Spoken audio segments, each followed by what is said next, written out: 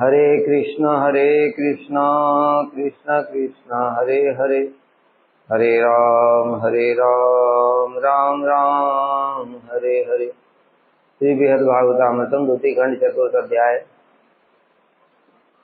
हम लोग श्रवण कर रहे थे। गोप कुमार जी अभी वृंदावन में आ गए हैं। वहां पर आकर के उनको अपने गुरुजी का दर्शन हुआ। गुरुजी सर्वज्ञ हैं, सब कुछ जानते हैं। फिर गुरुजी ने उनको आलिंगन किया और उनके ऊपर कृपा की। तस्य प्रसादम असाध्य महागुण प्रकाशकम अन्वतिष्ठम यथादिष्टम भक्ति योगम अनारतम। महागुण भक्ति तत्व का प्रकाश करने वाली श्री गुरुदेव की कृपा। गुरुदेव की कृपा का विशेषण बता रहे हैं। क्या विशेषण है? महागुण भक्ति तत्व को प्रकाशित करने वाली। यमे वैस विणुते तेन लभ्य तस्यैष आत्मा विवृणुते तनुम स्वाम। जिसको वो वर्ण करते हैं अर्थात जिस पर वो कृपा करते हैं उसके सामने ही भक्ति तत्व प्रकाशित होता है। तस्यैष आत्मा विवृणुते, और उसी के समक्ष विवृ विशेष रूप में कृपा जब होती है तनुम स्वाम, भगवान का श्री विग्रह भी प्रकाशित हो जाता है। उसको ही दर्शन होगा भगवान, जिस पर गुरु जी की कृपा होगी। इसलिए कह रहे हैं कि मुझे भक्ति तत्व का बोध हुआ उनकी कृपा से। फिर उनकी आज्ञा के अनुसार मैं निरंतर भक्ति योग का पालन करने लगा। फिर उन्होंने कहा कि जाओ अब तुम भजन करो, बस हो गया। पहले भी हम लोगों ने सुना था कि जैसे जैसे उनका अधिकार उन्नत होता गया वैसे वैसे गुरु जी ने भी कृपा उसी प्रकार से ही की। अधिकार के अनुसार ही उनकी कृपा हुई। और अभी तो उनको प्रेम प्रदान करने वाली ही कृपा कर दी। भक्ति तत्व का बोध हुआ मतलब क्या? पहले बताया था भक्ति तत्व में सब आ गया।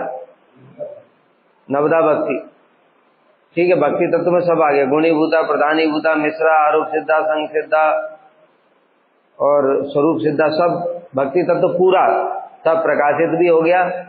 लेकिन यहाँ पर भक्ति तत्व विशेष रूप से कहने का तात्पर्य है प्रेम भक्ति तत्व, क्योंकि अब वो साधारण स्थिति में नहीं है। ये बताए मुक्ति लोक तक तो होकर के आ ही गए, अब बस प्रेम प्राप्त करना ही रह गया। तो गुरु जी की कृपा से उनको प्रेम भक्ति तत्व का भी बोध हुआ और फिर निरंतर भक्ति योग का ही पालन करने लगे। श्रवणम कीर्तनम विष्णु स्मरणम। बताया ना, ये यहाँ पर क्या बताया होगा गुरु जी ने? यहाँ पर बताया होगा नवदा भक्ति से कैसे प्रेम की प्राप्ति होती है। महागूढ़ अर्थात परम रहस्यमय भक्ति तत्व का प्रकाश। क्योंकि जो सामान्य भक्ति इत्यादि है वो भी गूढ़ है, लेकिन महागूढ़ नहीं है। महागूढ़ मतलब कहने से मतलब है प्रेम भक्ति, है ना। जो साधन भक्ति, भाव भक्ति और प्रेम भक्ति के तीन लक्षण है वो क्या है? क्लेश अग्नि शुभदा मोक्ष लघुता कृता सुदुर्लभा सांद्रानंद विशेषात्मा श्री कृष्ण आकर्षणी था। मोक्ष लघुता कृता सुदुर्लभा, बहुत दुर्लभ है। भाव भक्ति बहुत दुर्लभ है, लेकिन उससे भी ज्यादा महागूढ़ प्रेम भक्ति, क्योंकि प्रेम के द्वारा ही तो कृष्ण आकर्षण। प्रेम भक्ति में फिर श्री कृष्ण आकर्षणी था, कृष्ण को आकर्षण करके ले आएगी। अभी यहाँ पर आगे सुनेंगे हम लोग। तो यहाँ परम रहस्यमय भक्ति तत्व की बात कर रहे हैं, तो ये उसी से समझना पड़ेगा। अभी और नीचे सामान्य भक्ति और ये सब बातें नहीं कर रहे हैं। यद्यपि भक्ति तत्व में सब कुछ आ जाता है, शुद्ध भक्ति, मिश्र भक्ति, आरोप सिद्धा, संग सिद्धा, स्वरूप सिद्धा, सब आ जाता है। भक्ति तत्व का यही मतलब होता है। लेकिन यहाँ पर परम रहस्यमय की बात कर रहे हैं, मतलब भाव भक्ति, प्रेम भक्ति, वो परम रहस्य, उसको प्रकाशित करने वाली गुरु जी की कृपा। अब गुरु जी ने कौन सी कृपा की? भाव भक्ति और प्रेम भक्ति को प्रकाशित करने। वहां पर जो भक्ति तत्व का गूढ़ रहस्य है उसको प्रकाशित करने वाली कृपा किया।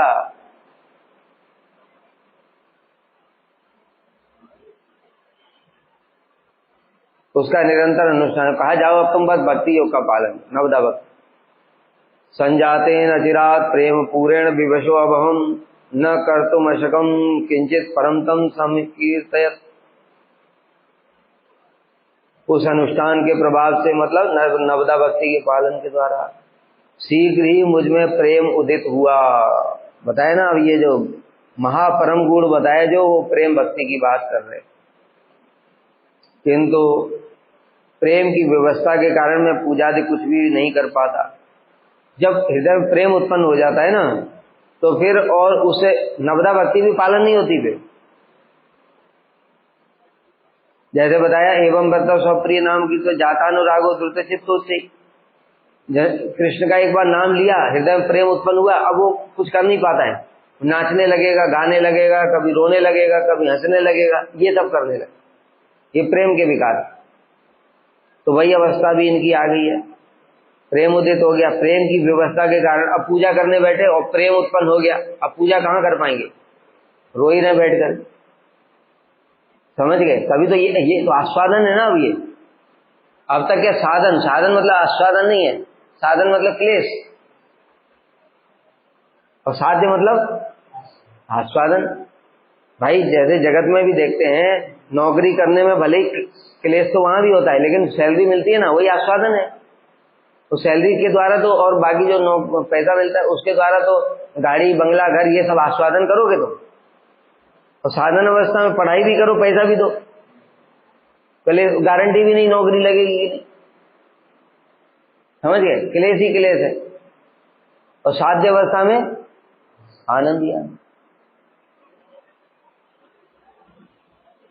तो प्रेम अवस्था इस जड़ जगत से उदाहरण नहीं मैच करेगा इसका। ये तो हमने समझाने के लिए बता दिया, क्योंकि इस जगत में साध्य में भी क्लेश है, उस जगत के साध्य में कोई क्लेश नहीं है। तो साध्य परम आनंदमय है, सांद्र आनंद है। सांद्र आनंद मतलब कोई भी साधक, यहां तक कि भाव अवस्था वाला भी उस आनंद की अनुभूति नहीं कर सकता, और उस आनंद को धारण भी नहीं कर सकता। प्रेम अवस्था का जो आनंद है ना, उसको ये शरीर धारण नहीं करता, भाव अवस्था वाले का भी। इसलिए उसको दूसरा शरीर मिलेगा प्रेम वाला, उसी में वो उस आनंद, योग्यता होती है ना प्रत्येक की। जैसे बताए, देखो अधिकार के अनुसार ही योग्यता होती है। हम लोग हैं अनर्थग्रस्त अभी साधक हैं, हमारे अनर्थ और अपराध बहुत हैं। अब हमारे शरीर की योग्यता कितनी है?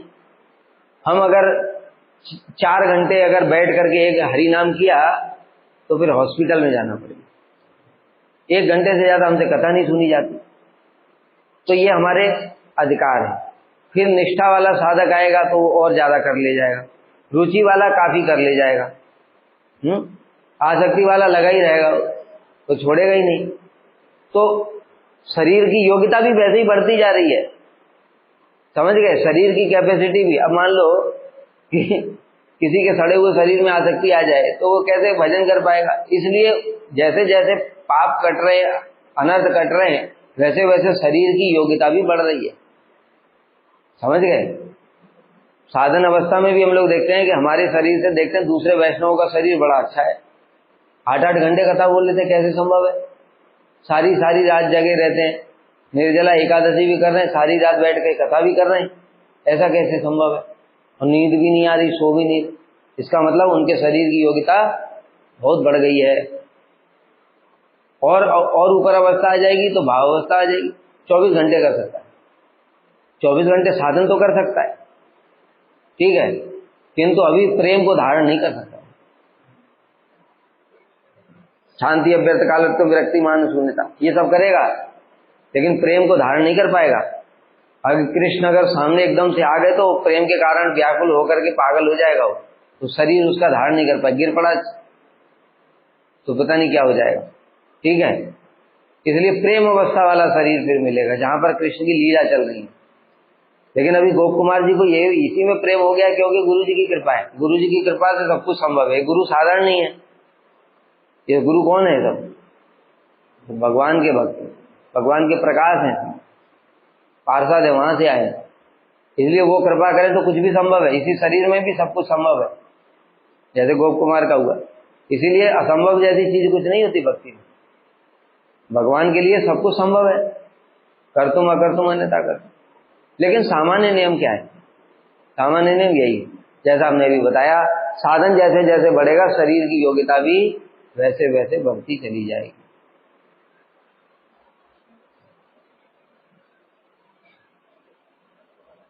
तो अब इनका बड़ी उन्नत अवस्था आ गई है, प्रेम की व्यवस्था के कारण पूजा भी नहीं कर। इसको हम इस जगत में भी अनुभव कर सकते हैं। जैसे मान लो कोई महाप्रभु की कृपा के विषय में पढ़ रहा है और पढ़ते पढ़ते वो एकदम भाव विह्वल हो गया, अनर्थग्रस्त साधक की बात कर रहे हैं, भाव विह्वल हो गया, तो क्या अद्भुत कृपा है बताओ। झारखंड के जंगलों में गए महाप्रभु और शेर चीता भालू हाथी इनको भी प्रेम दे दिया और पढ़ के उसकी आंखों में आंसू आ गए। अब वो पढ़ नहीं पाएगा। अब किस में डूब गया? वो भाव में डूब गया, मेरा कैसा दुर्भाग्य, अरे मुझसे अच्छे तो ये शेर चीता भालू सांप ही थे, मनुष्य बनकर भी मैंने क्या कर लिया, मेरा जीवन पर धिक्कार है। अब वो ऐसे डूब गया उसी में, पढ़ नहीं पा रहा है वो। ठीक है, क्यों? भाव नहीं है, ये सत्वाभास है, भाव का आभास है, लेकिन फिर भी अच्छा है। इसके द्वारा तुम अनुमान लगा सकते हो कि प्रेमी भक्त का फिर कैसा होगा। उसको सांद्रानंद है, इसको तो अभी आनंद का आभास है, आनंद के आभास में ही इसकी पढ़ाई वढ़ाई सब बंद हो गई। समझ गए? हरि नाम भी कर रहा है, हरि नाम करते करते अगर गुरु जी की कृपा की उपलब्धि थोड़ी सी हुई और स्मरण आ गया गुरु जी का कोई विशेष, जब गुरु जी ने कृपा की थी मेरे ऊपर हैं, और फिर वो अब हरि नाम नहीं कर पाए, अब रोने लगे, आंखों में आंसू आ गए, किसके? अनर्थग्रस्त साधक के। ऐसा होता है। फिर उसके बाद निष्ठा, रुचि, आसक्ति, भाव, प्रेम, महाआनंद की सीमा है वो। तो अब ये बेचारा पूजा कैसे करेगा? इसलिए थोड़ा बहुत नाम, भाई नाम संकीर्तन करता है और नवदा भक्ति का पालन करता है और उसी से प्रेम उत्पन्न हो जाता है, फिर व्याकुल हो जाता है, फिर और कुछ कर नहीं पाता है, वो भी पालन नहीं कर पाता, क्योंकि आस्वादन होता है। केवल उच्च स्वर से नाम संकीर्तन ही करता रहता, मतलब गुरु जी ने बताया था श्रवण कीर्तन इत्यादि ये सब करना, लेकिन वो कुछ होता नहीं है। जब कुछ नहीं होता, व्याकुल हो जाता है, तो फिर हे कृष्ण हे गोविंद, वो भी कैसे? रोते हुए। और भाव विह्वल हो गए ये, और हरि नाम भी नहीं हो गए, हरे कृष्ण महामंत्र जप नहीं कर पाए। ये जब करेंगे वो टूटी फूटी आवाज में, और वही अब कृष्ण को लेकिन खींच करके ले आएगा वो, क्योंकि प्रेम वाला नाम, संबंध ज्ञान सहित। उस भक्ति योग के प्रभाव से शीघ्र ही मुझ में प्रेम भक्ति उत्पन्न हो गई, प्रेम भक्ति आ गई। प्रेम की व्यवस्था के कारण मैं पूजा आदि अनुष्ठान करने में समर्थ नहीं होता, पूजा पाठ कुछ कर नहीं पाता, परंतु सुंदर और उच्च स्वर से केवल अपने इष्ट देव का नाम संकीर्तन ही। श्री कृष्ण गोपाल हरे मुकुंद, गोविंद हे नंद किशोर कृष्ण, हासी यशोदा तनय प्रसीद, श्री वल्लभी जीवन राधिकेश। इनाम संकीर्तन बताए, श्री कृष्ण गोपाल हरे मुकुंद, गोविंद हे नंद किशोर कृष्ण, हा यशोदा के पुत्र, यशोदा तनय मुझ पर प्रसन्न हो, हा वल्लभी जीवन, गोपियों के जीवन स्वरूप, हा राधिकेश। इस प्रकार से ये गोप कुमार जी केवल नाम संकीर्तन ही करते रहते। नाम संकीर्तन में भी तारतम्य गुरु जी बताते हैं बड़ा विशेष। जैसे हम लोग प्रणाम मंत्र पढ़ते हैं ना, हे कृष्ण करुणा सिंधु दीनबंधो जगतपते, गोपेश गोपिका कांत राधा कांत नमस्तुते। इसमें भक्त के हृदय के भाव हैं। कैसे भाव हैं कि पहले प्रारंभ कहाँ से करते हैं? हे कृष्ण करुणा सिंधु, भगवान कृष्ण हैं, कृष्ण भगवान है, भगवान है तो करुणा के सागर हैं, हमको करुणा की जरूरत है क्योंकि हम भवसागर में डूबे हुए हैं, और आप करुणा के सागर हैं तो हमको एक कण करुणा प्रदान कर दो। इस प्रकार से कृष्ण बोला, आप सब जगत को आकर्षण करने वाले इसलिए कृष्ण हैं, मेरे चित्त को भी अपने चरणों में आकर्षित कर लो। दीन बंधो, मैं अधम हूँ, पतित हूँ, इस भवसागर में गिरा हुआ हूँ, भक्ति में मेरा मन नहीं लगता है, मैं अत्यंत दीन हूँ। मत्समो नास्ति पापात्मा नापराधी च कश्चन परिहारे अपि लज्जा में किम ब्रुवे पुरुषोत्तम। ऐसे दीन बंधु, मैं अत्यंत दीनहीन हूँ, मेरे ऊपर कृपा करो। तो कृष्ण देखा ही नहीं। जगत पते, आप संपूर्ण जगत के पिता हैं, पति हैं, पालन करने वाले हैं, कृष्ण देखा ही नहीं। अब भक्त सोचने लगा क्या करूं, इनको कैसे प्रसन्न करूं। फिर उन्होंने कहा अरे याद आया, इनको ब्रजवासी अत्यंत प्रिय हैं, और ब्रजवासियों में भी गोपेश, गोप ईश, गोप में समझ गए, गोपी, गाय, ग्वाले, गोपी सब आगे, गोपेश, इन सबके आप ईश हैं, प्रभु हैं, क्योंकि ब्रजवासी सब गोप है ना, उन सबके आप प्रिय हैं। तो थोड़ा ब्रज में आया भाव। ब्रज के बाद फिर याद आया अरे इनको तो गोपियां सबसे अधिक प्रिय हैं, गोपिका कांत, इसलिए फिर गोपियों का नाम लिया, गोपियों के आप कांत हैं। फिर उसके बाद में कहा गोपियों में भी राधा जी सबसे प्रिय हैं उनको, इसलिए राधा जी का नाम लूंगा तो जरूर कृष्ण प्रसन्न हो जाएंगे, इसलिए राधा कांत, हे राधा जी के अत्यंत प्रिय राधा कांत, आपके चरणों में नमस्कार है। तब कृष्ण देख रहे थे मेरी प्रिय राधा जी का नाम ले रही, इसलिए कृष्ण जरूर देखेंगे, क्योंकि सबसे प्रिय उनको राधा जी। इसलिए भक्त बड़े चतुर होते हैं, यही भजे बड़े चतुर। इसी प्रकार से देखो दामोदर अष्टक में सत्यव्रत मुनि क्या कर रहे हैं, नमामि ईश्वरम, शुरू कहां से किया, ईश्वर हैं, ईश्वर कहने से ही जगत के ईश मतलब जगत से संबंधित, सच्चिदानंद रूपम, इस प्रकार से आगे बढ़े पर रुदंतम हो नित्यम युगम निजन कराम, किसी दृक्ष स्वलीला विरानंद, ये सब क्या, ये ब्रज की लीलाएं चल रही हैं, है ना। और गोपियों मतलब जो यशोदा जी हैं, यशोदा भी लूकम, यशोदा जी के भय से उकल से कूद करके भाग रहे थे, धीरे धीरे बढ़ रहे कि नहीं, और फिर बढ़ते बढ़ते कहाँ पहुंच गए, नमस्तेस्तु धामने स्फुरदीप्ति धामने त्वदीयोदराया तब विश्व से धाम, नमो राधिकाए त्वदीया। शांत रस से शुरू किया, नमामीश्वरम, प्रणाम इत्यादि, ये सब शांत रस का फल है, लक्षण है? और वहां से पहुंचते पहुंचते नमो राधिकाए त्वदीया प्रियाय, मैं राधा जी के चरणों में प्रणाम करता हूँ, त्वदीया वो आपकी अत्यंत प्रिय है। नमो अनंत लीलाए देवाय, तो अनंत लीलाएं कहने से रास लीला, जब राधा जी को प्रणाम कर रहे हैं तो अनंत लीला क्या हुई, रास लीला, मधुर रस की लीला जो कि अनंत है। इस प्रकार से यहाँ पर भी यही तारतम्य है, नामों का बताया था, नामों का भी तारतम्य है, जैसे जैसे परिकरों का तारतम्य है, उनकी भक्ति का तारतम्य है, उससे संबंधित भगवान के स्वरूप का भी तारतम्य है, भगवान का स्वरूप भी उसी प्रकार से ही प्रकाशित होगा, और नामों का भी फिर तारतम्य।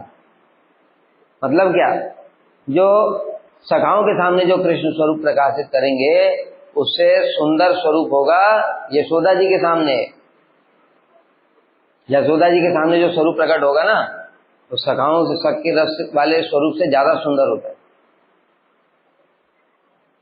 और जो गोपियों के सामने जो स्वरूप प्रकाशित होगा तो साक्षात मनमत, वो कामदेव, अपराकृत कामदेव के भी मन को मतने वाला है। ताबिर भगवान देवकी सुता मध्य मणि नाम हेमा नाम महामरकतो यदा, तत्रापि सुसुवे भगवान देवकी सुता, जब भगवान प्रकट हुए उनके बीच में वो मध्य मणि नाम हेमा नाम, मान लो स्वर्ण मणियां चारों तरफ विराजमान है, उन स्वर्ण मणियों के बीच में नील मणि प्रकट हो गई और सारी मणियों से कांति निकल रही है, वो हमारी कल्पना से ही, तभी तो कहा गया है साक्षात मनमत मतलब कामदेव, कामदेव तो पहले ही मूर्छित हो गया था, उसको नहीं कह रहे यहाँ पे, वो तो पहले ही मूर्छित हो गया, रासलीला शुरू भी नहीं हुई अभी, उससे पहले ही मूर्छित हो गया, उसका नाम आप क्यों लेंगे? ये तो रासलीला के बीच की श्लोक है, जब गोपी गीत गाया, गोपी गीत के बाद में ये श्लोक आया है। इति गोप्य प्रगायंत प्रलप्यंत से चित्रदा रुरुदु सुस्वरम राजन कृष्ण दर्शन लालसा तासाम आविर्भू सौरी स्मयमान मुखाम्बुजा पीताम्बर धर सगवी साक्षात मनमन। ये श्लोक है। तो पीताम्बर धारण करके अपराधी के समान गला झुका करके, गले में पीताम्बर दीनता वाला, और साक्षात मनमत जो प्रकट हुआ स्वरूप, वो मनमत के भी मन को मथने वाला था। तो मनमत का तो मन पहले ही मत गया था। ये अप्राकृत कामदेव मतलब प्रद्युम्न, जो चतुर्व्यूह में प्रद्युम्न है, उनके भी चित्त को आकर्षण करने वाला ऐसा स्वरूप प्रकट कर दिया, जो अप्राकृत कामदेव। तो इस प्रकार से जो भगवान का स्वरूप है वो तारतम्य है, उसमें स्वरूप का तारतम्य, भक्ति का तारतम्य, नाम का तारतम्य, रूप का तारतम्य, गुण लीला सब का तारतम्य एक भक्तों के अनुसार ही होता है। धाम का भी तारतम्य, धाम का भी तारतम्य, ठीक है। जो सख्य रस की जो लीलाएं होंगी, सख्य रस की जो लीलाएं होंगी ना, जो भांडीरवन इत्यादि, उससे भी ज्यादा जो वृंदा देवी जो तैयार करती है कुंज निकुंज इत्यादि में, वो जितने सुंदर होंगे उतने वो सख्य रस वाले नहीं होंगे। सब कुछ वैसे ही होता है तारतम्य के अनुसार। और वहां पर राधा जी विराजमान है, राधा जी विराजमान है, और उनके साथ में जो कृष्ण विराजमान है, उनका स्वरूप जब गोपियों के सामने विराजमान है, उनसे भी अधिक सुंदर होगा। ये वर्णन आया था पहले खंड में, आया ना, जब नव वृंदावन में ले गए तो वहां पर उन्होंने देखा, किसने देखा? पद्मा, रुक्मिणी इत्यादि, ये चुप चुप करके देख रहे थे। तो देखा कृष्ण का स्वरूप बड़ा सुंदर सखाओं के साथ में। फिर जब यशोदा जी के पास में पहुंचे तो और भी सुंदर लगने लगे, और गोपियों के सामने पहुंचे तो और भी सुंदर हो गए, पर राधा जी के सामने पहुंचे तो पद्मा कंट्रोल ही नहीं कर पाई। और कृष्ण को बुढ़िया, कृष्ण को आलिंग, कहाँ तो उनको कुछ कुछ बोल रही थी, और अभी वो सब भूल करके कृष्ण को आलिंगन करने के लिए दौड़ी। इतना सुंदर स्वरूप प्रकट हुआ। तो सब चीजों का एक साथ तारतम्य हो। ऐसे यहां पर श्री कृष्ण, श्री कृष्ण मतलब जगत को आकर्षण करने वाले, गोपाल, गोप गोपी गोपाल सबको पालन करने वाले, हरे जो चित्त को हरण करने वाले, मुकुंद, मुकुंद की यहाँ कौन सी परिभाषा है? मुक्तम ददाति इति मुकुंद, अथवा मुक्ति सुखम कुत्सितम कृत्वा प्रेमानंदम ददाति। अभी गोप कुमार कौन सा वाला बोलेंगे? ये वाला बोलेंगे, प्रेमानंदम ददाति, उनको प्रेमानंद प्राप्त हो गया है। गोविंद, जो इंद्र ने नाम प्रदान किया, जब इंद्र के द्वारा जब पूजा हुई, 7 दिन तक इंद्र ने वृष्टि की, जब पराभूत हो गया, भगवान की महिमा को समझ पाया, तब सुरभि को लेकर के साथ में उनका अभिषेक किया और उनको गोविंद नाम दिया, जो गोप गोपी इत्यादि सबको आनंद प्रदान करने वाले हैं। तो अभी ये कॉमन नाम चल रहे हैं, मतलब सभी के लिए। ये नंद किशोर, नंद किशोर में पर्टिकुलर आ गया। नंद मतलब नंद बाबा, नंद बाबा के जो पुत्र हैं किशोर कृष्ण, किशोर कृष्ण। अभी जो बाकी जो हैं उनसे किशोर कृष्ण का सौंदर्य अधिक है। हास्वी यशोदा तनय, यशोदा जी के पुत्र, मतलब वात्सल्य रस का नाम आया। पहले तो कॉमन नाम चल रहे थे, श्री कृष्ण गोपाल, ये सबके लिए हैं, है ना। लेकिन अभी आया पर्टिकुलर नाम, क्या? यशोदा तनय, वात्सल्य रस का। श्री वल्लभी जीवन, वल्लभी माने गोपियां, उनके जीवन स्वरूप हैं आप। आपके बिना वो एक क्षण भी प्राण धारण नहीं कर सकती। अटत यद भवान अन्य काननम त्रुटि वायते त्वाम अपश्यताम। आपके दर्शन के बिना एक क्षण का समय भी हमको, त्रुटि का समय, क्षण भी नहीं, त्रुटि मतलब क्षण से भी और कम, युग के समान प्रतीत होता है। फिर हे राधिकेश, राधिका के ईश, तो ये जो राधिकेश बोला, ये सर्वोत्तम नाम हो गया, क्योंकि राधा जी ही उनकी सर्वोत्तम प्रिया है, इसलिए उनका जो नाम है वो कृष्ण को सर्वोत्तम रुद्राधिका के ईश। इस प्रकार से ये नामों का भी तारतम्य यहाँ पर दिखाया गया। इन नामों का संकीर्तन करने लगे। और क्या बता रहे हैं? विशेष बात, इन प्रकार से उन नामों का कीर्तन, क्योंकि मैं इन समस्त नामों को अर्थात प्रियजनों के नामों से संयुक्त श्री कृष्ण के नामों को, प्रियजनों के नामों से संयुक्त, क्या बताया?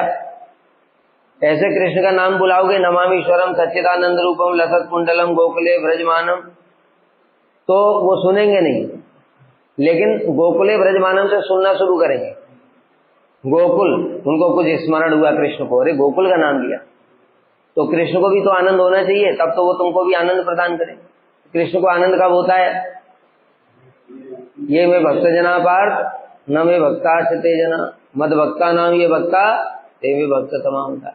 हे अर्जुन, जो कहते हैं मैं कृष्ण का भक्त हूँ, यानी नमामीश्वरम सच्चिदानंद रूपम, हे प्रभु मैं तो आपका सेवक हूँ, कह रहे हैं ये मेरा सेवक नहीं, लेकिन जो मेरे दासों के दासों का दास है, जो ब्रजवासी हैं सब उनके दास दासी हैं, सब प्रियजन हैं उनके दास के रूप में जो अपने आप को बताएगा, हाँ ये ठीक, इसको ले आओ, और उनके भी दास। और विशेष रूप से गोपियों के लिए तो स्वयं कृष्ण ही बोला है, सहाया गुरुवा शिष्या भुजिष्या बांधवा सत्यम ते वदामि पार्थ गोपिया किम्ने भवन्ति। गोपियां मेरी सहायिका, गुरु, शिष्य, भोग्या, बंधु बांधव सब कुछ है। सत्यम ते वदामि पार्थ, मैं हे पार्थ में तुमको सत्य बोलता हूँ। गोपिया किम्ने भवन्ति, मतलब गोपियां सब कुछ है मेरे लिए। इसलिए कृष्ण ने स्वयं ये स्वीकार किया, मतलब जितने नीचे के रसों में दास रस, सख्य रस, वात्सल्य रस, मधुर रस, पांचों रसों में वो सेवा करती हैं। बताए ना, ऊपर वाले में नीचे वाले सारे गुण होंगे। मधुर रस में शांत रस की निष्ठा भी है, दास की ममता भी है, सख्य का निसंकोच भाव है, वात्सल्य का पाल्य भाव भी है, और मधुर रस का अपना सर्वांग सेवा भी है। और क्या है? नीचे वाले सभी रसों से ज्यादा है। ठीक है, इसलिए गोपियां मेरी सब रसों में सेवा करती, सब प्रकार से सेवा करती हैं। तो इसलिए मैं तो वो क्या नहीं है मेरे लिए, मतलब सब कुछ। जब मुझे जरूरत पड़ती दोस्त की तरह, तो वो इसमें गोपी गीत में ना, भज सखे भवत किंकरी स्मनो, हे सखे, हम अपनी दासियों को, दासियां भी कह रही हैं, सखे भी कह रही हैं, मतलब आपकी सखा भी हैं और दासी भी।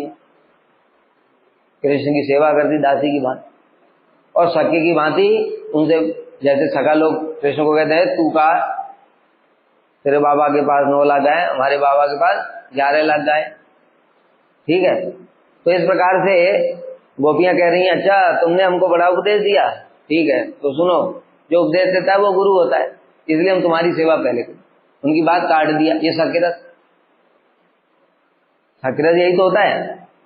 राधा जी भांडीर वन में गई एक बार, और कृष्ण ने बड़े डींगे मारे थे, मैंने ये मारा, उसको मारा, ये सुर मारा, वो सब। तो सखियों ने कहा अच्छा ठीक है, हमें राधा जी से तू अभी कुश्ती लड़के दिखा, देखते तेरा कितना बल है, बहुत ज्यादा डींगे मारते। और बस सखियों ने एक टीम पूरी, और राधा जी को बस मोटिवेट किया। राधा जी ने अपना फेंटा बांधा और कृष्ण के साथ में कुश्ती शुरू हो। ये क्या है? सकिरस। तो इस प्रकार से सकिरस में भी सेवा। वात्सल्य रस, मतलब कृष्ण देखो उनके गोद में सिर रख देते हैं, तो एकदम प्रेम कर रही है, जैसे एक माँ प्रेम करती, उस प्रकार से। गुरु जी तो और भी विशेष बात बताते हैं कि यशोदा जी तो, जो वात्सल्य रस की जो यशोदा जी हैं, वो राधा जी का ही एक भाव है।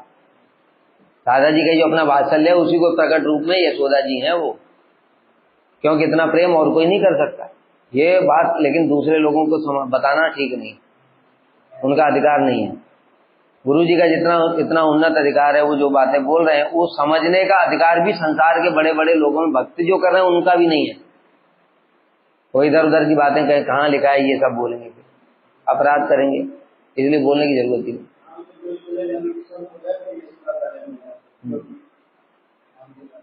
नहीं। ठीक है, तो फिर इस प्रकार से जो गोपियां हैं वो सभी रसों में सेवा करती हैं। मतलब सभी रसों में सेवा का मतलब नीचे की सारी सेवाएं, दास से सक के वात्सल्य मधुर सभी शांत सब प्रकार की सेवा करती। वो सब गुण है ना उनके अंदर, ऑल इन वन है वो। और राधा जी तो उसमें तयोरप्यो उभयोर मध्य राधिका सर्वथाधिका। राधा और चंद्रावली श्रेष्ठ है, उन राधा चंद्रावली में भी राधिका सर्वथाधिका, राधा जी सबसे श्रेष्ठ हैं। तयोपि उभयोर मध्य राधिका सर्वथाधिका।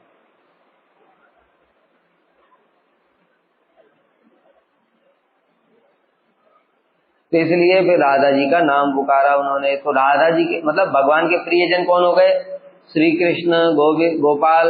गोपाल कहने से ही उनके संबंधी जन सब आ गए, गोपी गोप सब आ गए, है ना।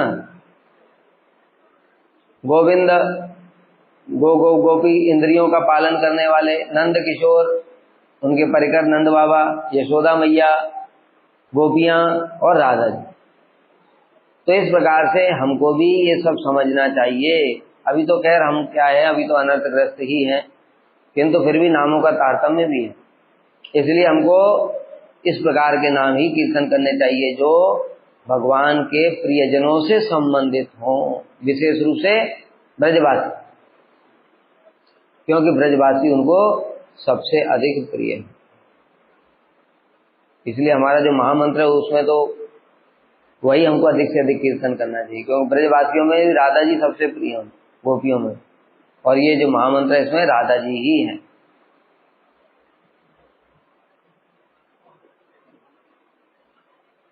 एवं सगानं बहुधा हृदयस्थं क्षणं प्रनित्यं क्षणं रुद्रन्दश्च उन्मत्तवत् काममितस्ततो अहं भ्रमामि देहादिकं स्मरन् स्वयं। इस प्रकार सगानम, गान सहित अपने इष्ट देव का आह्वान करते करते क्षणम प्रनित्यं प्रकृष्ट रूप से नृत्य करने लगते। प्रकृष्ट रूप से नृत्य करने का क्या मतलब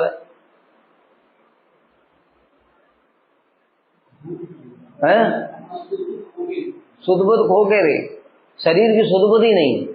एक नृत्य होता है, जैसे हमने डांस सीखा, तो डांस सीखा तो हमने स्टेप सीखे और स्टेप की प्रैक्टिस करते करते वो हमारे अभ्यास में आ गए। अब वो अभ्यास पूर्वक वो बढ़िया डांस करेगा। लेकिन ये प्रेम में व्याकुल हो गए, विह्वल हो गए, इनको कुछ शरीर की शुद्ध बुद्धि नहीं, इसलिए प्रकृष्ट रूपेण नृत्य। इस जगत में ऐसा कोई नहीं करता, वो बुद्धिपूर्वक नृत्य करते हैं जो सीखा हुआ है अभ्यास पूर्वक। क्षणम रुद्रंच, कभी रोने लगता, उन्मत्तवत्, कभी कभी उन्मत्त की भांति अपनी देहादि को भी भूलकर इधर उधर भ्रमण करने लगता। अब बता रहे हैं पूरा प्रेम के विकार उत्पन्न हो गए इनके। इस प्रकार नाम गान करते करते अंत में मेरा बाह्य ज्ञान तक पुरोहित हो गया। पहले ही बता दिया, बाह्य ज्ञान मतलब शरीर की शुद्ध बुद्ध नहीं। अब जैसे ये सब बोला श्री कृष्ण गोविंद हरे मुरारी, और बस शरीर की शुद्ध बुद्ध खो गई। हाथ कहाँ जा रहा है, पैर कहाँ जा रहा है, शरीर का कौन सा अंग क्या कर रहा है वो पता नहीं है, वो प्रेम में डूब गए। अब यहाँ पर जो विशेष बात है, प्रेम चिन्मय होता है। प्रेम जो है यहाँ पर जो हम इस जगत में देखते हैं वो जड़ प्रेम है। ये जड़ प्रेम एक भाव मात्र है। आई बात समझ में? हृदय में जो भाव उत्पन्न, जैसे माता का पुत्र के प्रति, ये एक भाव मात्र है। लेकिन जो चिन्मय प्रेम होता है वो भाव मात्र नहीं होता है, वो प्रेम साक्षात एक मूर्तिमान है। समझ गए? वो मूर्तिमान जो वस्तु है वो राधा जी को भी नचाता है, वो कृष्ण को भी नचाता है, वो सभी भक्तों को भी नचाता है। आई बात समझ में? जैसे हरि नाम बताया, हरि नाम जीवा पर उदित हुए। अभी जब तक हम हरि नाम कर रहे हैं अनर्थक साधक, तब तक हरि नाम क्या है? अच्छा रहे। लोगों के लिए हरि नाम अक्षर है। कहते इससे क्या होगा, मतलब का खा गा गा ऐसे ह र का री स ण ये सब अक्षर है जो हम लोगों ने वर्णमाला में पढ़े। लेकिन जब भाव अवस्था आ जाएगी तो वो अक्षर ब्रह्म है, अक्षर ब्रह्म अब उदित हो गए, प्रकट हो गए, तो वो नाम ब्रह्म ही, नाम प्रभु ही नचा रहे हैं जीवा को। समझ गए? जीवा को कंट्रोल कर रहे हैं वो, कान को भी, इंद्रियों, सभी इंद्रियों को नाम प्रभु कंट्रोल कर रहे हैं। अब वो अक्षर जड़ नहीं है, जड़ तो पहले भी नहीं था, इस बात को भी समझे, जड़ तो पहले भी नहीं, लेकिन जैसा साधक है उसके अनुसार उन्होंने भाव धारण कर लिया है, उसको जड़वत जैसे विग्रह है, हमको जड़ जैसे प्रतीत हो रहे, ऐसे ही अक्षर नाम ब्रह्म भी जड़ जैसे प्रतीत हो, केवल अक्षर। लेकिन जब अपनी अवस्था में प्रकट होंगे तब फिर वो चिन्मय उनका प्रकाशित होगा अधिकार के अनुसार, भाव होता। इसी प्रकार से समझो प्रेम, इस जड़ जगत में जो प्रेम है वो एक भाव मात्र है। वही प्रेम कुछ देर के बाद में जब पुत्र ने बात नहीं मानी माता पिता की तो वही क्रोध में बदल जाता है। लेकिन जो चिन्मय प्रेम है वो ऐसा नहीं, सब समय साधक को भी नचाएगा, कृष्ण को भी नचाएगा, दोनों को मिलाएगा, प्रेम ही नचाता है। ये सब वर्णन हुआ है, ठीक है।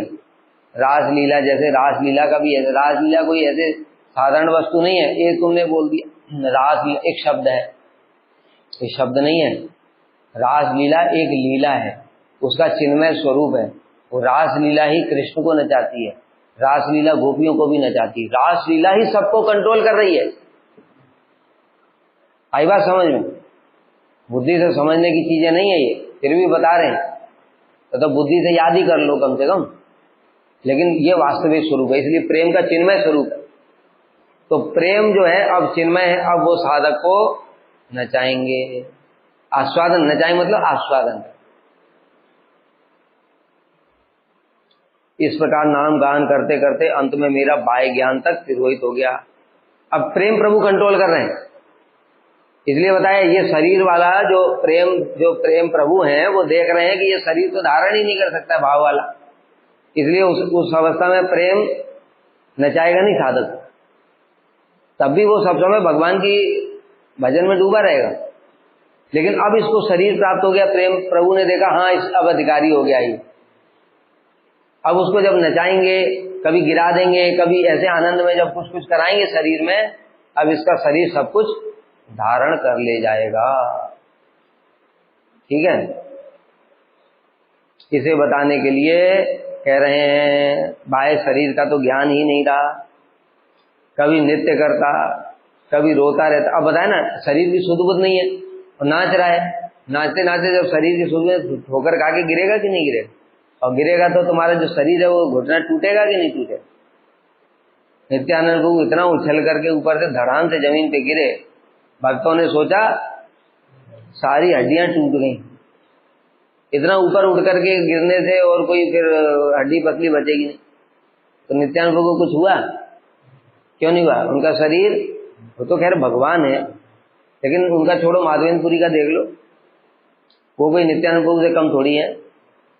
उनके जो प्रेम के विकार हैं, नित्यानंद प्रभु स्वयं कह रहे हैं ऐसा विकार तो मैंने कभी देखा ही नहीं। अरे अद्वैताचार्य स्वयं उनके प्रेम के विकार को देख करके उनके शिष्य बन गए, कैसा उनका विकार रहा होगा।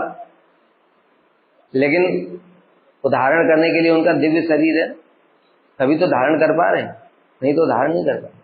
कहीं भी गिर पड़े, चलते चलते गुरु जी गिर पड़े, मुंह के बल गिर गए तो कटे हुए केले की पेड़ की भांति, दांत मुंह नाक फांक सब फूट फाट करके हॉस्पिटल में पड़े। इसलिए तो प्रेम प्रभु नचा नहीं रहे उनको। लेकिन अब ये जो शरीर मिला, देखने वाला हैरान रह जाएगा, करेरे गया ये, और देखा उसको कुछ भी नहीं हुआ, क्योंकि अब तो वो आस्वादन कर रहा है। कभी रोने लगता, कभी सुस्वर में गान करता, कभी गुण गाथा सहित गान करता। गुण गाथा सहित मतलब जैसे जो ये हैं यमलार्जुन, ये दोनों क्या बन गए ब्रज में? मधुकंठ स्निग्धकंठ। अब ये क्या करते हैं? कृष्ण की लीलाओं के गान करते हैं। जैसे लव कुश हैं, राम जी की लीला का गान कर रहे हैं, अवधपुरी में ऐसा एक दिन आया, सीता माँ पर प्रजा ने आरोप लगाया। अब ये सब लीला गान कर ऐसे करके कर, कभी ऐसे कृष्ण की लीलाओं का ही गान करना शुरू कर देते। हे महाभुज आप कहाँ हो, दर्शन दो।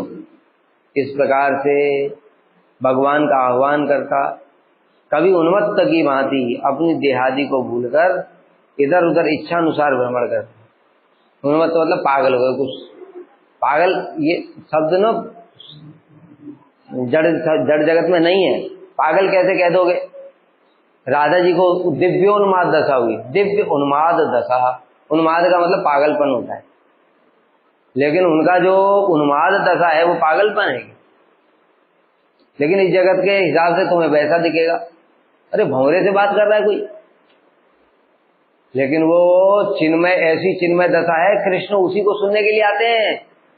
वो भंवरा बन करके कृष्ण ही आए हैं। क्या सुनने? पागलपन देखने के लिए आते कृष्ण का। ऐसा भाव है वो, कृष्ण भी देख करके हैरान रह जाते हैं, उनके भी हाथ पैर कांपने लगते हैं। क्या अद्भुत चीज है ये, चमत्कार है। तभी तो उनके मन में लोभ जागृत हो जाता है। इसलिए वो जड़ जगत में शब्द नहीं है उनके लिए। तो जड़ जगत में समझाना हमको है, हमको ये कोई नया शब्द चित जगत से ला करके बोल देते तो तुम कहते क्या ही है। तो इसलिए तुम्हारा शब्द लेकर के उसको समझा रहे हैं। उसके लिए पहले लगा दिया दिव्य उन्माद, मतलब जगत जगत का पागलपन नहीं है। ये क्या है? महाभाव दशा है राधा जी की, जिसको आस्वादन करने के लिए कृष्ण भी ऐसे भंवरे की तरह लोलुप। भंवरा क्या होता है? रस लोलुप होता है। इधर फूल पे बैठेगा, उधर फूल पे बैठेगा, जहां जहां उसको रस दिखाई देगा वहां वहां बैठेगा। इसलिए रस लोलुप जो कृष्ण है वो भंवरा बन करके उसको रसास्वादन करने के लिए खुद सोचो, कृष्ण रसास्वादन करने के लिए आए। रसो वैसा क्या रस है वो, इसलिए उसको दिव्य उन्माद दशा बताई गई है। तो इस प्रकार से अपनी देहादि को भूल करके इधर उधर इच्छानुसार भ्रमण करता है। आदि शब्द का अर्थ है मुझे देह से संबंधित विषयों का भी, जब देह का ही संबंध याद नहीं रहा, विषयों का मतलब समझो क्या? विषयों का मतलब पहनना है, खाना है, सोना है। भाई देह से संबंधित क्या है? रूप चक्षु कर्ण नासिका जीवा, रूप रसगंध शब्द स्पर्श, शारीरिक क्रियाएं। अब ये कुछ नहीं। जैसे बताया ना, माधवेंद्रपुरी देहे कृष्णेर विहार, कृष्ण भक्ति रस बिनु नाही का आहार। उनका आहार ही कृष्ण भक्ति रस है। तो उनको शरीर की शुद्ध बुद्धि नहीं है, खाएंगे पिएंगे भी कृष्ण भक्ति रस। इस प्रकार से श्री गोप कुमार की दिव्य दशा प्राप्त हो गई।